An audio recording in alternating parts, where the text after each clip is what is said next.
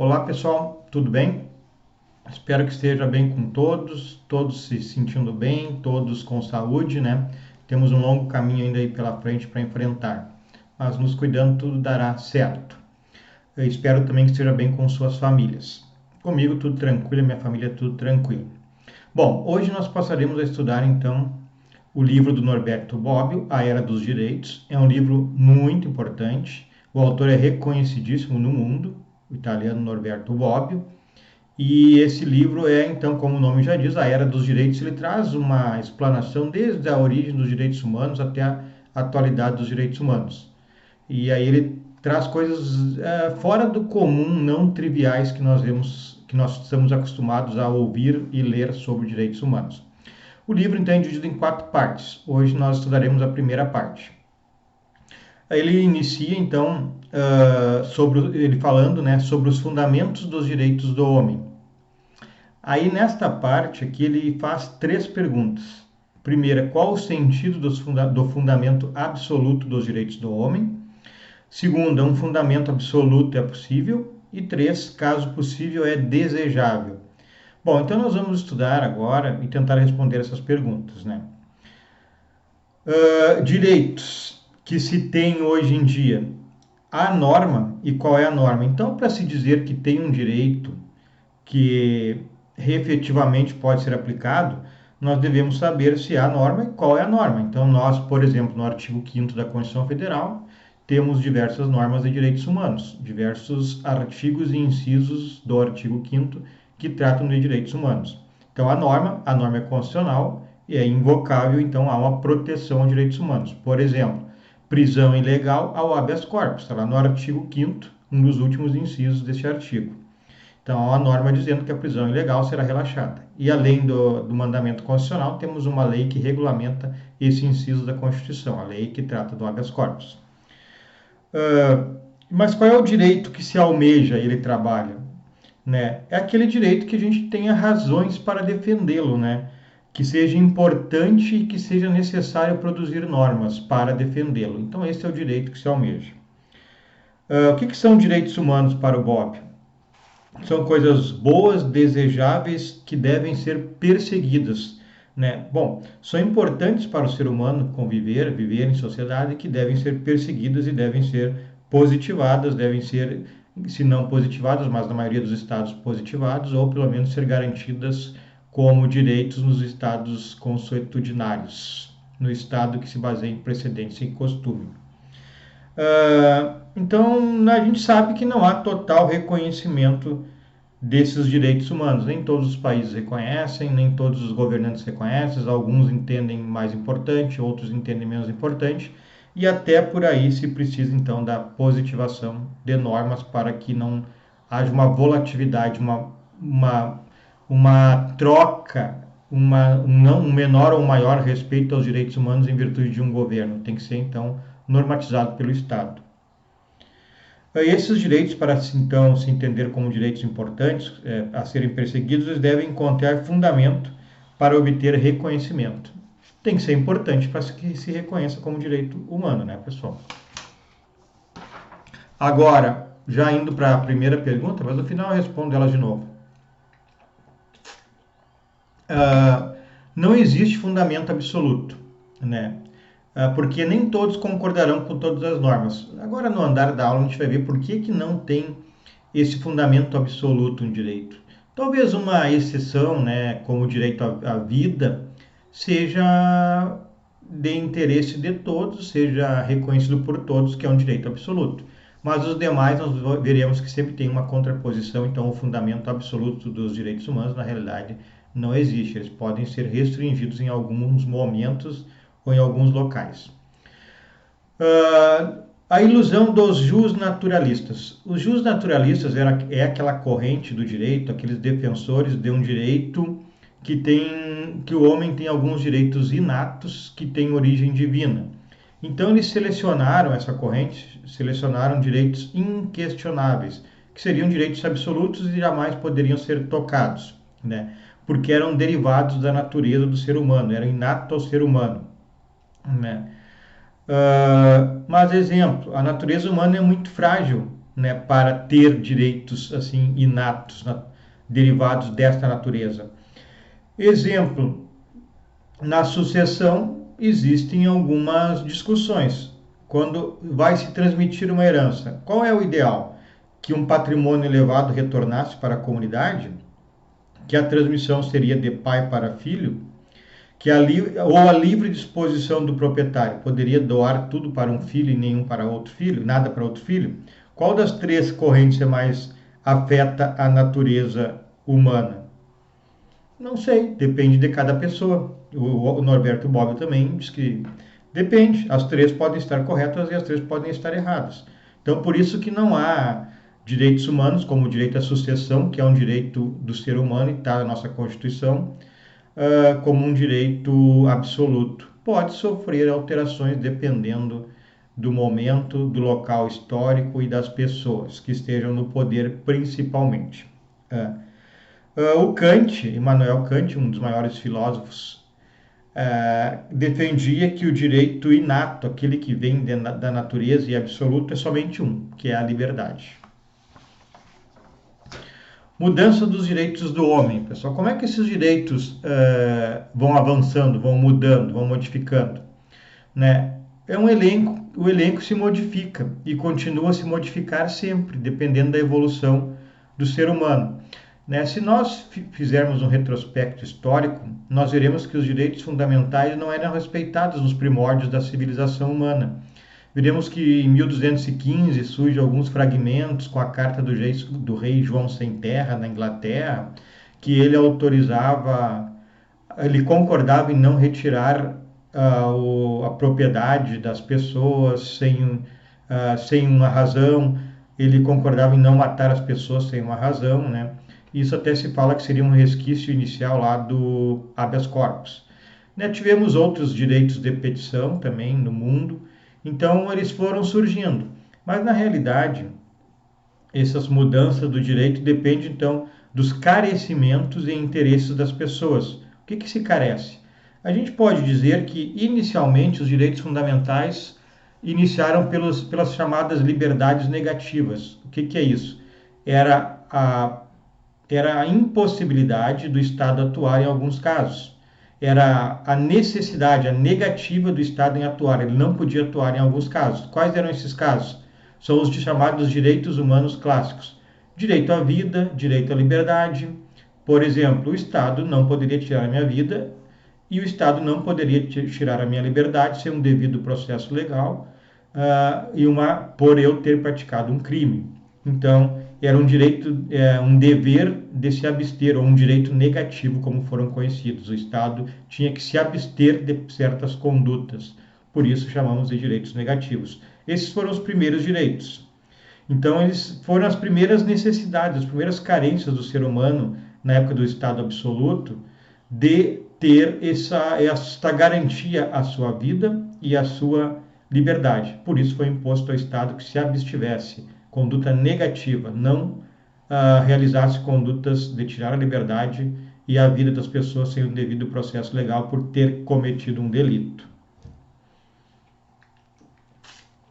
Um outro exemplo, pessoal, desses carecimentos e interesses das pessoas, como eles vão evoluindo com o passar do tempo, né, principalmente com a organização do Estado, o direito à propriedade. No início, o direito à propriedade era absoluto, secre et inviolable, ou seja, se eu era o proprietário, depois que o Estado concedeu esse direito, que ele se absteve de retirar a minha propriedade, como acontecia pelos reis no Estado absolutista, depois que eu tive esse direito, no início ele era um direito absoluto, não, era intocável, então eu poderia concentrar a renda sem realizar a função social. Modernamente, há uma limitação ao direito de propriedade. Está na Constituição brasileira e na maioria das constituições dos países democráticos, que é a limitação da propriedade na função social. Eu posso ter o que eu quiser de propriedade, é um direito meu, desde que observe a função social. Essa propriedade tem que produzir para todas as pessoas. Todas as pessoas têm que se beneficiar com emprego, com imposto, né, deste acúmulo de propriedade. Por isso da reforma agrária, né? Eu não posso ter 10 mil hectares de terra improdutiva só para dizer que é minha e está lá parada, não produz emprego, não produz imposto, não produz trabalho, certo? O futuro certamente terá novas pretensões, novas carências. Por exemplo, já necessitamos da internet, já se fala no direito à internet para todos, porque muitos não têm acesso. A gente está vendo agora nessa época escolar aí na pandemia que temos problemas da educação à distância. Muitas escolas públicas não podem implementar programas EAD, estão paradas, não estão avançando com o ano letivo, porque muitas crianças não têm acesso à internet. Na nossa universidade não acha que é diferente. Tem gente que não tem acesso à internet e por isso mesmo a UBRA está disponibilizando os laboratórios para que elas compareçam na UBRA e assistam às aulas, né? Muita gente ficou desempregada, agora não tem acesso à internet, não é uma prioridade. Então está se falando já há alguns anos no direito fundamental à internet, porque é um meio de transmissão de notícia, não é mais apenas um lazer, né, pessoal? Outro direito que se fala muito é respeitar os direitos à vida dos animais. Seria um direito fundamental que ainda não está elencado. O relativismo, pessoal. Então, se os direitos, como eu estou dizendo, eles não têm um cunho absoluto, talvez tenha a vida e a liberdade, né? Mas se os direitos não têm um cunho absoluto, eles não são absolutos, podemos dizer que eles são relativos, né? E são, por quê? Liberdade de religião, né? Cada pessoa pode escolher a sua religião e pode até não ter religião, ser ateu. Isso, então, quer dizer que o direito a ter uma religião não é absoluto. Se eu não quiser ter uma religião, não terei. Se eu quiser ter religião A, B, C ou D, eu terei esse direito. Então, há pluralidade de pensamentos nesse direito à religião, por exemplo. A religião, a política, não são teoremas matemáticos, conforme diz Bobbio, né? São questões pessoais. Eu quero não ter religião, eu quero ter religião A, B, C ou D. Eu quero ser militar na política, eu não quero militar na política, eu quero defender a ideia de partido A ou de partido B.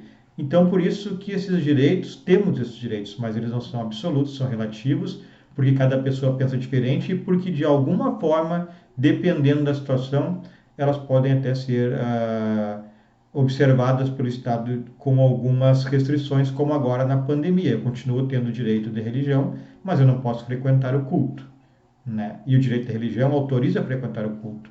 Então, esses direitos são relativos, não são absolutos. Bom, alcance, pessoal, dos direitos fundamentais são diversos, né? Alguns valem para toda e qualquer situação e para todos os homens, né? Não podem ser limitados diante de casos excepcionais. Por exemplo, pelo menos assim deveria ser.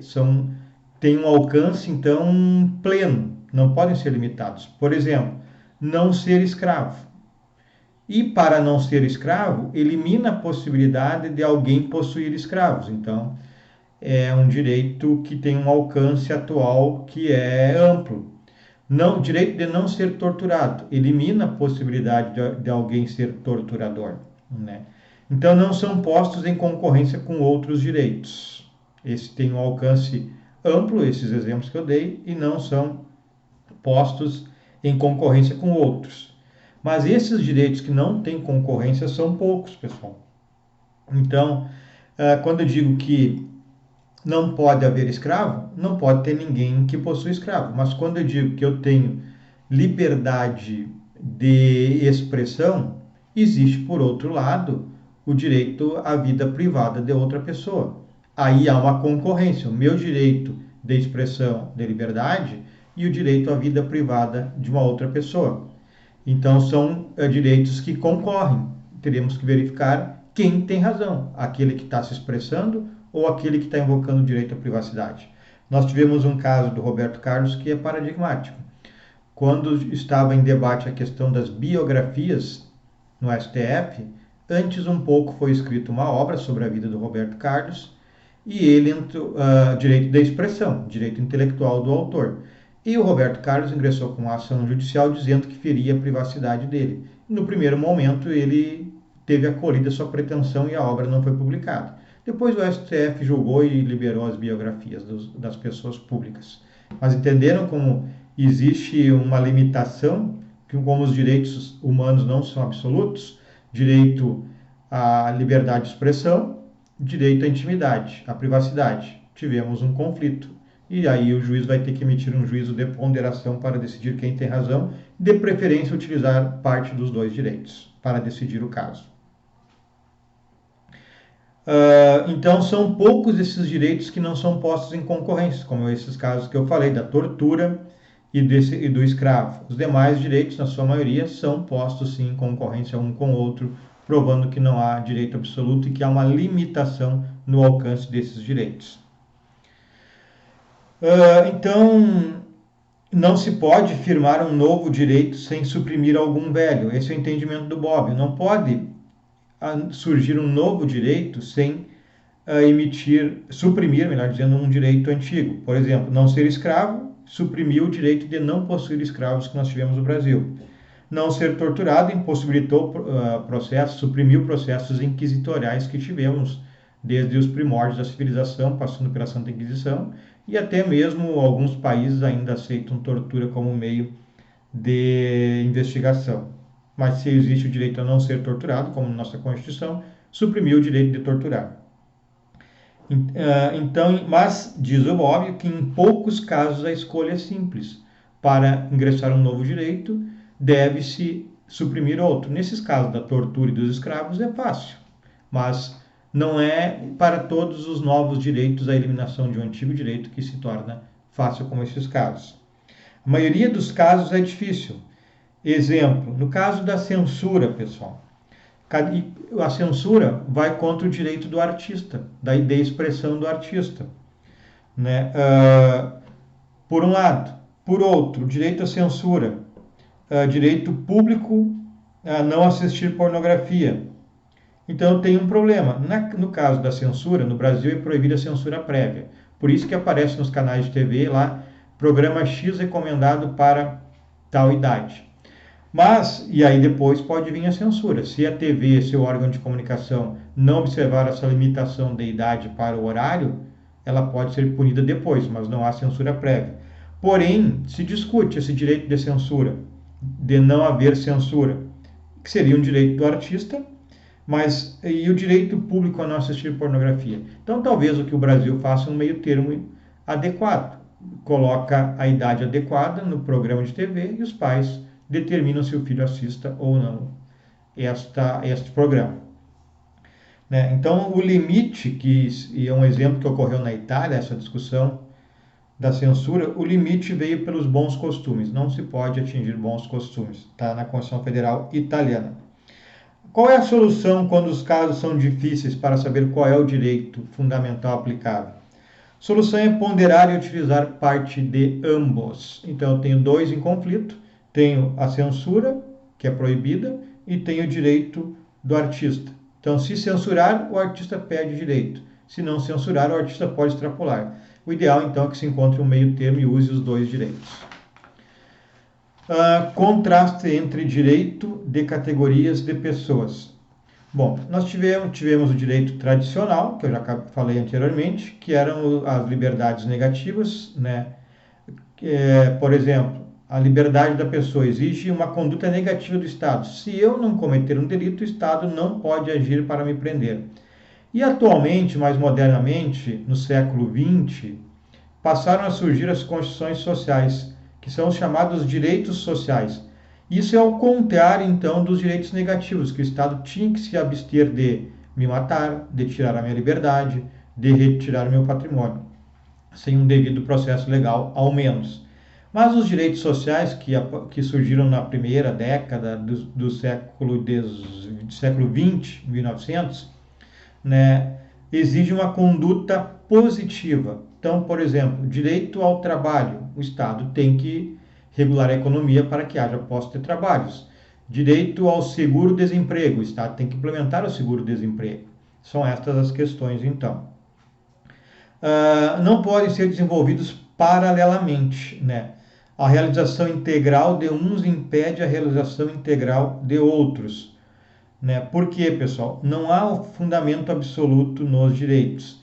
Então, o Estado, para desenvolver os direitos sociais, ele terá que ter verba, fomentar a economia, né? E então, nesse caso, terei que ter uma atitude positiva do Estado. Exemplo, no direito natural ou justnaturalismo, a propriedade era absoluta. Atualmente, nós estamos